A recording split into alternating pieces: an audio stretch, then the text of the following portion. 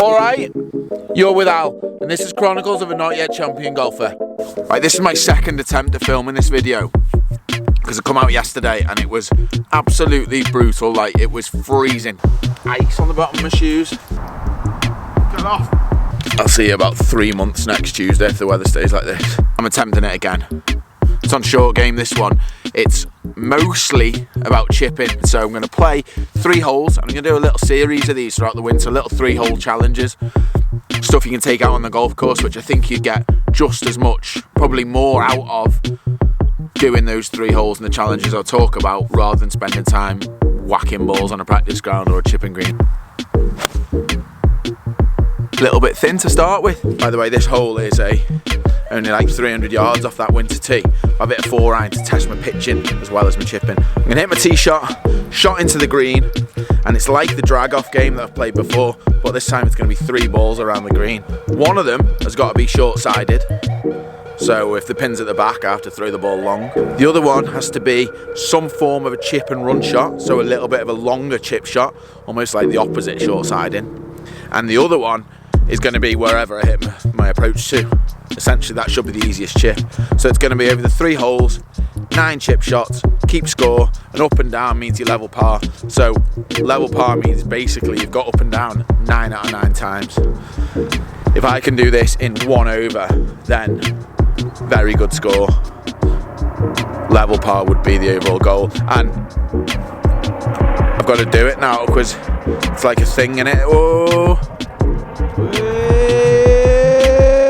Helicopter! 84 yards. Now, again, this is the one where I've got to give myself the easiest chip. So I've got to hit this into an area where I can drag it off, keep the ball and the pin in line, give myself the easiest chip. Easiest chip, I think, here is actually coming from the long left side, because there's plenty of room and it's chipping uphill. And yeah, it should give me a pretty straightforward chip. So 84 yards. I'm going to try and hit this about 87 and left of the pin. That way I'm dragging it a bit diagonally to the back left of the green. 87. I've got a 54-degree wedge. Now I work on a numbers position, so 5, hands at shoulder height, normally goes 85 yards. I want to hit to 87, so 5, just feel like I'm quite strong with the speed. Add a little speed throughout the swing. When you look up, your last look isn't at the actual flag. I'm not aiming at the flag. I'm aiming about 3 yards left of that and a little bit long. Look up and look at your target rather than the flag. Stay left, stay left.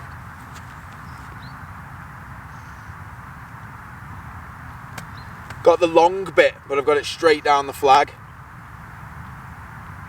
So now my drag off is over the back and down a bank. So that's not ideal for my easiest chip, is it? Talked it through, said look at your target, not the actual flag. I've hit it straight down the flag. It's a difficult thing to do, I think. You know, when your target isn't the actual pin, it's all you see when you look up. Right, this is my pitch shot. So for yardage, what did I say I wanted to hit at 87? Yardage is pretty much spot on. It's there, but I wanted it about there to drag it off into that corner. But now I've got to go over there, poof, through the back, down a bank. I always try and kick it off or roll it off and play it as it lies, because that's more realistic. You know, it gives you a bit more of a challenge, and you've got to commit to it because the winter lies are pretty gross, to be honest. There's me lie. That's where I'm going. It's very soft. We're on an upslope. So the upslope's going to add loft to the shot anyway, so I don't really need to use my most lofted. But I need enough loft so I can hit it with a bit of speed to get through the rough. So I'm going to go 54.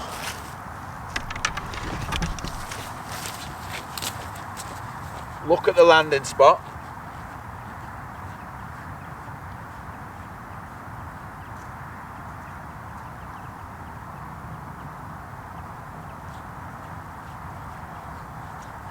So I'm like drawing the picture back from the flag to the ball, making sure I can see the ball landing there and having the right amount of run on it. So upslope, I'm going to lean into the slope a little bit more. So otherwise, I mean, if I'm that way, I'm hard to keep my balance. I'm going to hit it straight up in the air. Lean into it a little bit more, ensures the strike. Just keep turning through it. The slope's kind of trying to stop me turning through it, so consciously feel like I'm turning through it.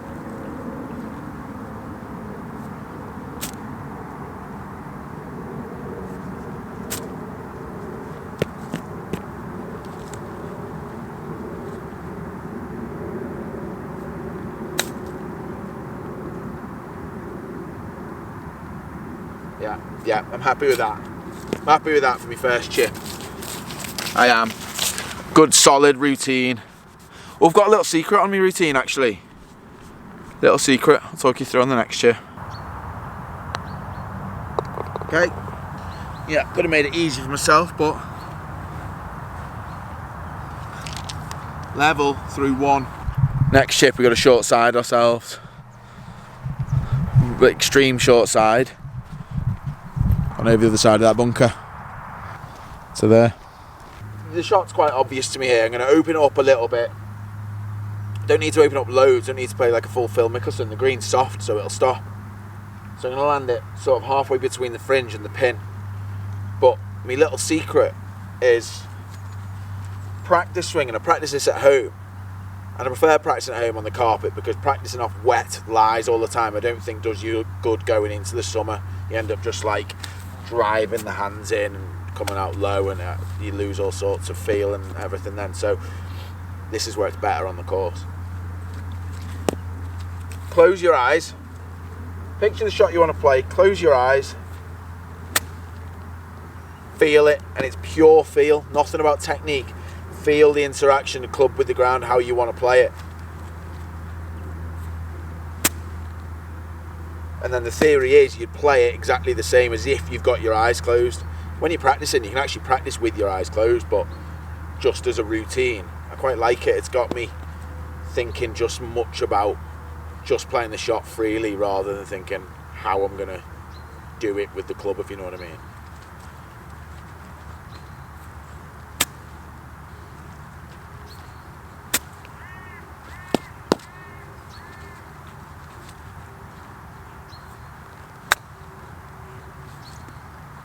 Oh, it's softer than I thought. Well soft. Oh, that was lovely.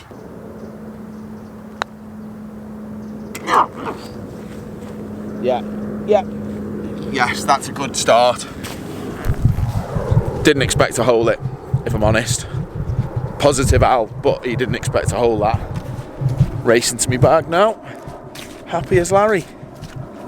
Level. Through two, chip and run to go. Reason why I've included chip and run is because I don't play it very often, and it's a shot I want to get better at. And for you, you might adapt it and say one with your most lofted club because you don't use that very often. But this is as simple as it can be, really. I feel like I stand a bit more upright. I like the toe to be down a little bit, just helps me strike it a bit better. And it's basically just a long putting stroke. If I chip it like that, I'd miss the ball. Just a long chipping stroke, a long putting stroke, a long putting stroke.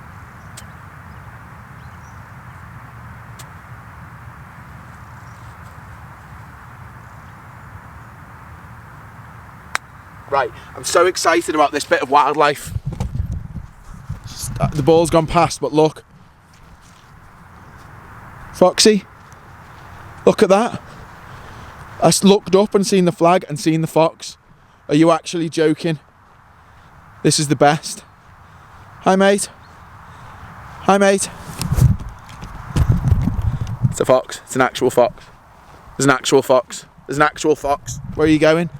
He's under the tree. Where are you going?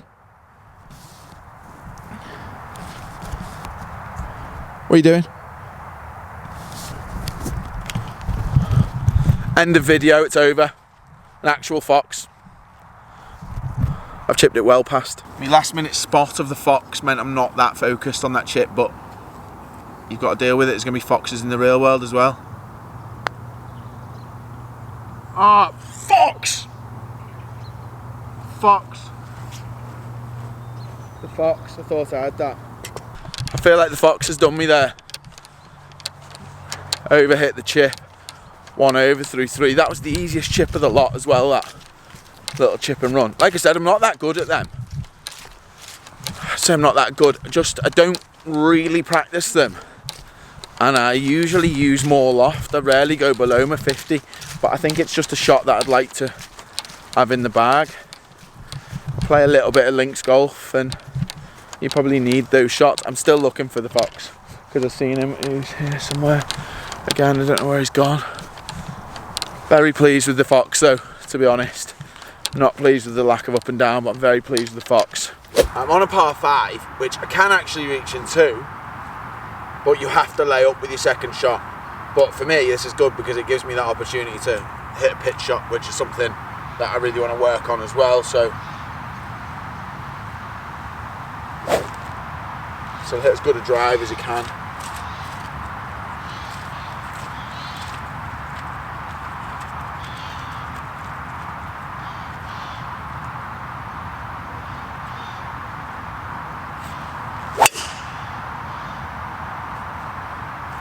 Yeah, I can't hit a better drive than that actually for this whole perfect little draw jobby. And winter golf, you've got to do it, haven't you? You can almost go through the motions when you come out, but you've got to make it count.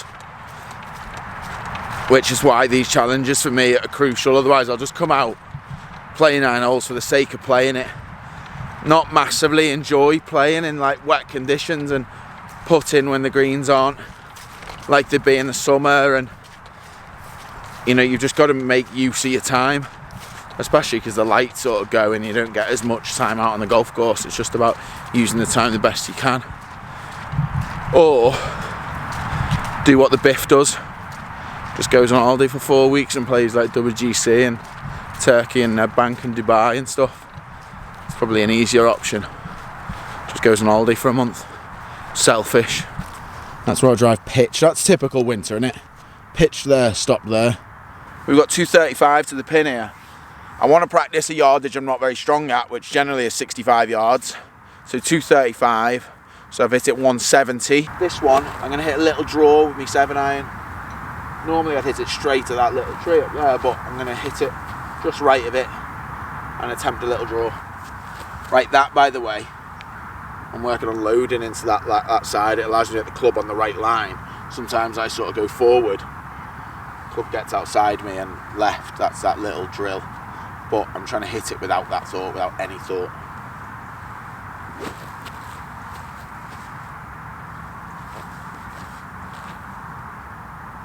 Little draw. Club face little bit closed. Stance a little bit closed. Got to make sure you work your way around the ball when you're hitting a draw. Not because if I'm like normal and just go further back in the stance, the club face and everything doesn't line up. It's got to kind of work around in a circle. So if that club face is left, if that's me natural, close the club face, I'm working that way. I'm not literally just closing my stance. Ball position's wrong then. Close the club face, work my way around, then grip it so the club face is closed. Just swing it on the normal line.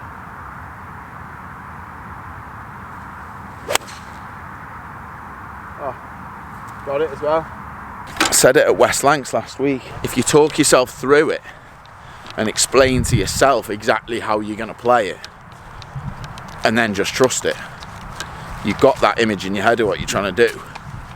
And as long as you swing with commitment, more often than not, you're going to do it. 62 we've got, so I was pretty close at 65.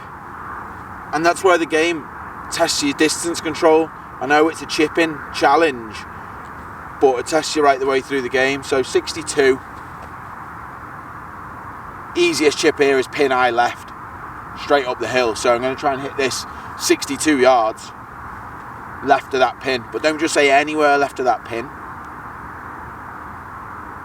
There's a tree on the left, about 10 feet left, and that's what I'm aiming at. But 62 yards is the yardage. What's important for me with my pitching, my bad one is when I get lazy with the hips down here and I back up and it just floats up in the air. I've got to make sure the hips keep turning through to give myself that room, and I can flight it a little bit better then.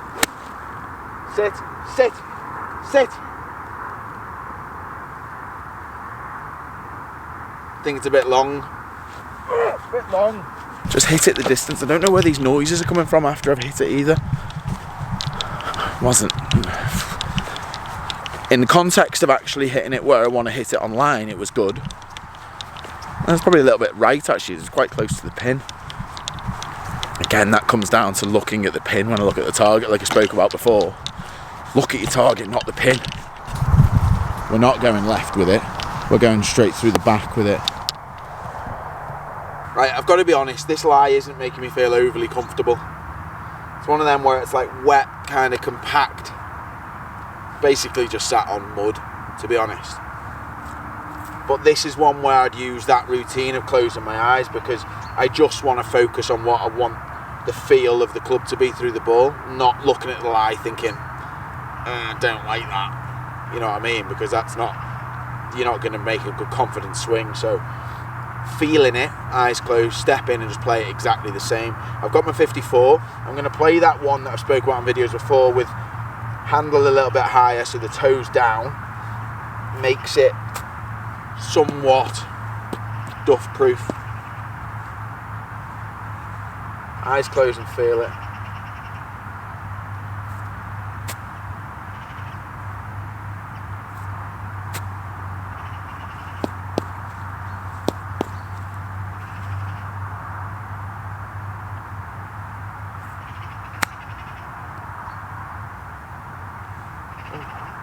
Sit. Run on more than I thought. I think that was club selection more than anything. I think a 58 might have been better there. I actually played it pretty well. Like I say, don't need to strike it perfect when you've got that toe down. Just run on a bit, a little bit down slope as well. We'll hold that. Positive Al will hold that. Doesn't happen. Don't miss with another miss cam. Doesn't happen. 1 out of 1. What am I, 1 over through 4 chips? There's Asman, just let him through. Lovely fella is Asman. So here's our short side one. It's not too dissimilar to our other one, to be honest. So down over this bank. There. So we're going down kind of a spine really, over a spine in the green, which is why it's short-sided. You wouldn't want to go long, it's straight downhill and in the rough. I've got plenty of loft on this. There's quite a bit of grass and a little cuppy lie, but I've got as much loft as I can because I need speed through the grass, but I want it to land quite soft on that downslope. So I'm going to have it just slightly open, but if I'm opening it, turn it slightly open, a little bit weak in the left hand, so if my left hand's normally there, I'll open it, turn my left hand slightly that way. I just think it keeps the loft on it a little bit more and it can be a bit more aggressive through the swing. That's the idea anyway.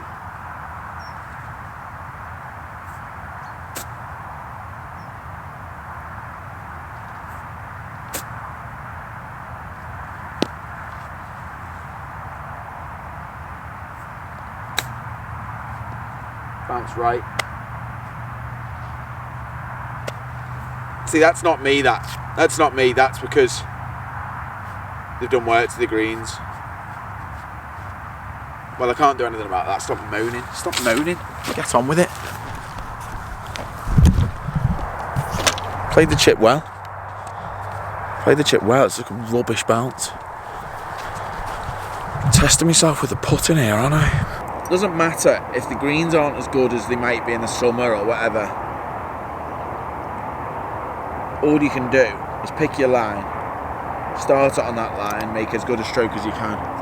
If it goes in, it goes in. And that's irrelevant whether the greens are good or midsummer or winter or whatever, just make as good a stroke as you can.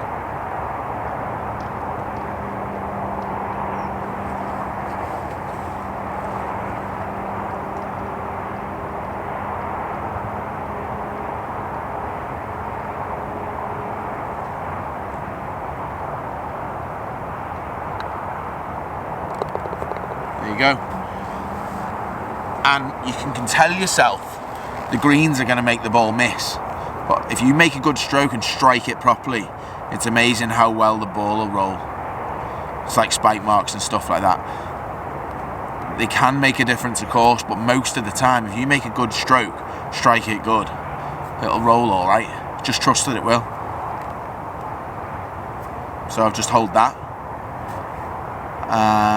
1 over through 5, aren't I now? It's not bad. I need a chip in though. I need to get to level. I've got a chip and run now, haven't I? There's my ball. It's on the fringe. You could put it, but I go low. The edge of that fringe is quite high, and I don't see it rolling that well through that fringe because of the steepness of that slope. It'll almost jump as it gets on the green. It's hard to judge. So it's an ideal chip and run. Just get it high enough to get over that, and as soon as it hits the green, it's coming in quite flat. It'll just run straight away. So it plays very much like a putt, just taking this little bit of initial unpredictable fringe out, which I'm going to do with an 8 iron again.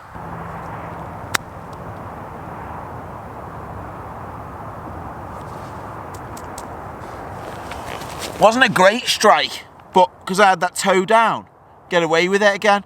And it's stiff, it's a little tapping. Getting a bit cold now, that sun's gone in. One more hole to go. Long par 4. Actually, it's not that long on winter tees, but I'm hitting a 2 iron. Want to hit it at that little bush up the left. And you know what this does? It's because you know you've got to drag off the green anyway. It takes a bit of pressure off the other shots, and that's how you should feel on the course. And this game, if you get it round and you get up and down most of the time, on the course you're thinking, right, I can take that flag on, because I know if I miss the green, I'm more than likely get it up and down anyway. It improves your overall confidence right the way through. And that's what chipping does. It's not just about getting up and down. Knowing you can get up and down improves your iron shots. You're less likely to miss the green because you're not thinking, oh, don't miss it because I can't get it up and down, you know. So 2 iron, and let's play a little low fade. Some people might call it the stinger, but I'm just calling it a low fade.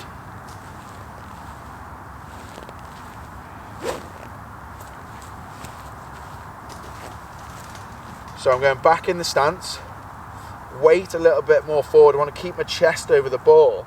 I want to make sure I'm open as I can, because I can't keep the loft off the club. I can't de-loft it if I'm not open. I'm just going to get steep and it's going to spin up in the air. I want to keep my body open as I'm hitting it, keep the loft off it. Little low fade.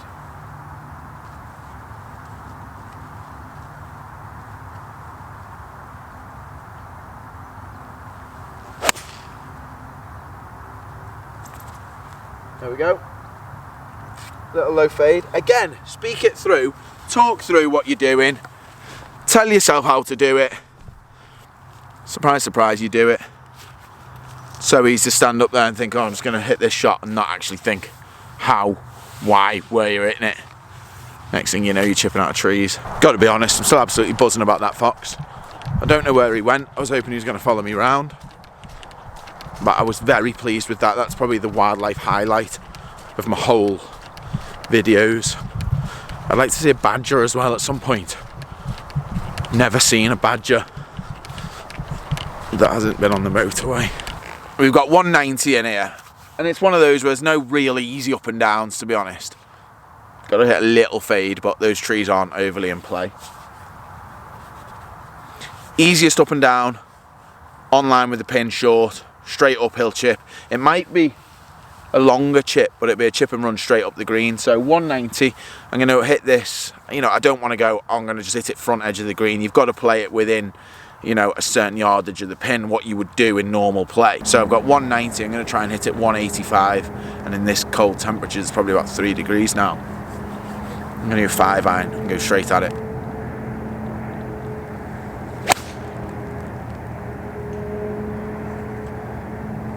Nice. Yeah. Little bit right of the pin, but I'm going to drag it off, probably just front right, which should give me a very similar chip to what I was after.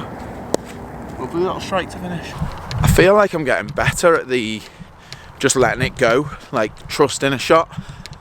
Certainly on camera I am, and I think that's down to talking it through and convincing myself the shot I'm trying to play.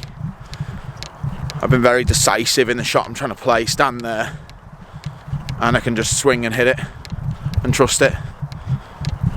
And yeah, the result, that was a really nice strike, that. So I've hit it pretty much 185. I mean, with a 5 iron, you're happy with that.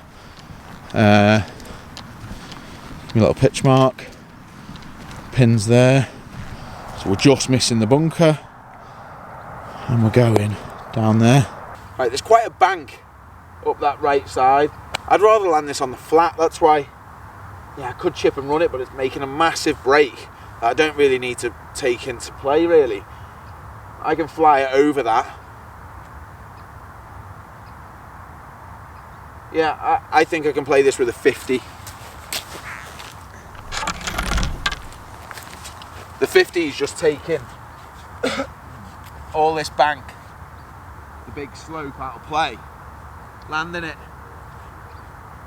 about here, and it'll run out. I think something a lot of people don't do with chips as well is read it like a putt. You're trying to hole it, picture it going in, draw that line again, pick the shot you're playing, hole it.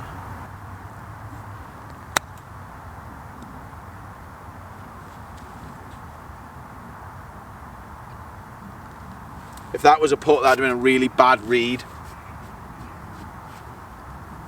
It looks like a pretty good chip. Struck it nicely, played it too high, and I've just got a downhill putt now. That's bad miss, really. Again, when you're chipping, you got to think about where you're trying to hit it and where your easiest putt is. Got overly aggressive, played it too high as well, and now I've got quite a tricky 3-footer. Yep, committed to the line. You can see I have the line, I draw the line on the ball. Pick that just right edge. Pick your pace that you want to hit it at, that's important with your putts. There's more than one line you can pick, you have to pick the line relative to the pace you're going to hit it. If I was going to hit that firm, I'd probably hit it straight. So, 7 chips, 2 to go, we're 1 over. Our short side shot's not the easiest, pitching onto a downslope. Over a bunker, the bunker's irrelevant really. You're only looking at landing spot, not, obviously my landing spot is not the bunker, so that's irrelevant. You're basically trying to join the dot between the ball and where you want it to land, and then pay 0 attention to what's in between. So this one, you know, I've got to open it up with a 58. Very similar to what I played on the first hole I played. Just really be precise with my landing spot in between that fringe. Halfway in between the fringe and the flag. Bit of loft on it to get it landing softer. Sit, sit, sit.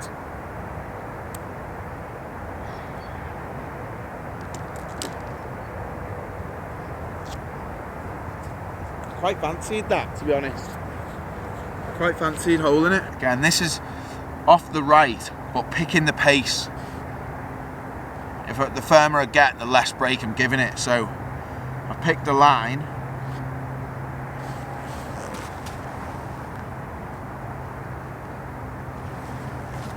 Half a hole outside the right. And for that to go in, pace-wise is about a hole past the hole.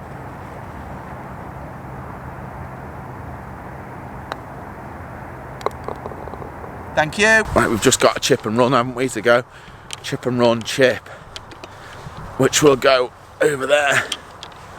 I'm terrible at throwing, by the way, like worst attribute is my throwing. We're just straight across the green, right to left chip, downhill.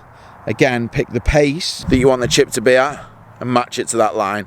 Chip, and I want it to be dead weight. No, I don't want it to be dead weight. I want to be about a foot past, because actually past this hole leaves you an easier putt. You don't want to leave it short.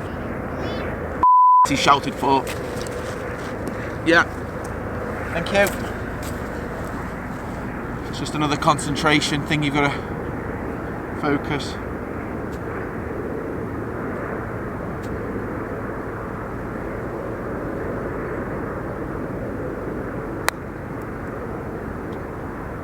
Go, go, sit. No. You'd move the leaves off the line, wouldn't you? Didn't hit it hard enough. See, that was a 7 iron. And like I said, it's not something I'd normally chip with. There, I'd normally use my 50, play it in lower, and almost play like a little check-in shot.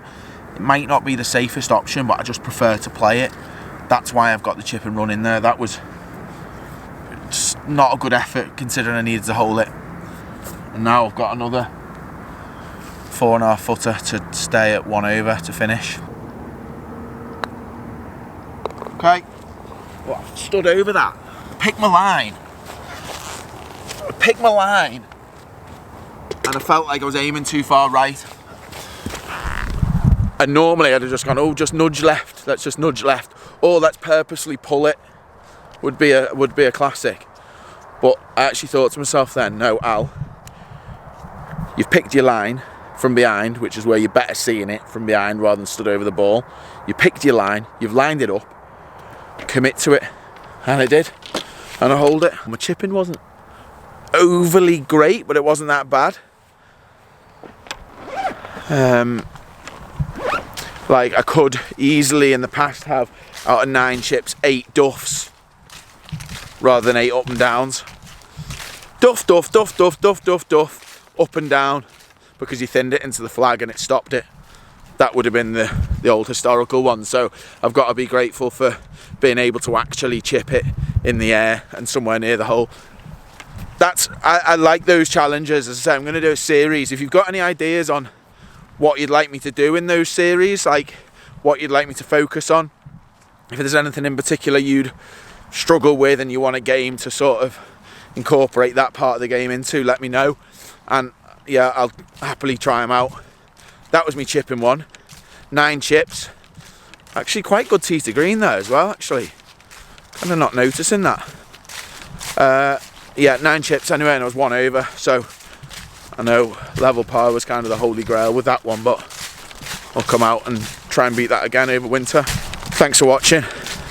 See you next Tuesday. See ya next Tuesday. Oh, to the fox. How good's the fox? How good's the fox? Get the fox and take him home.